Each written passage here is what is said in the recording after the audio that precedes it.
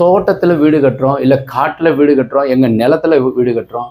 அப்பாவுடைய இடம் பூர்வீகமாக இருக்கின்ற இடம் கொஞ்சம் அபிவிருத்தி ஆயிடுச்சு, எங்கள் இடம் நிறைய இருக்குது. அதில் எந்த பகுதியில் வீடு கட்டினால் சிறப்பு?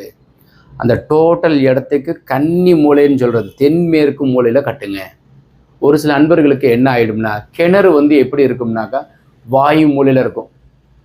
அதாவது கவர்மெண்ட்டுக்கு உண்டானது உங்களுக்கு உண்டான இடத்துல அந்த கிணறு இருக்கும், நல்ல தண்ணி இருக்கும், ஆனால் வாயுவில் இருக்கும்.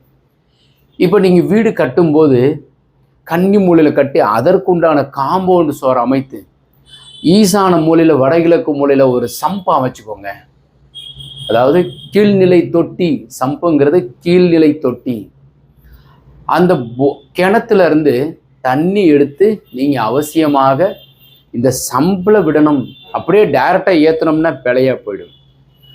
அந்த கிணறுல இருந்து சம்பில் வரணும், சம்பில் இருந்து வாட்டர் டேங்குக்கு கன்னி மூலையில் ஏற்றிக்கோங்க. முக்கியமாக காம்பவுண்டு வால் கட்டிக்கோங்க.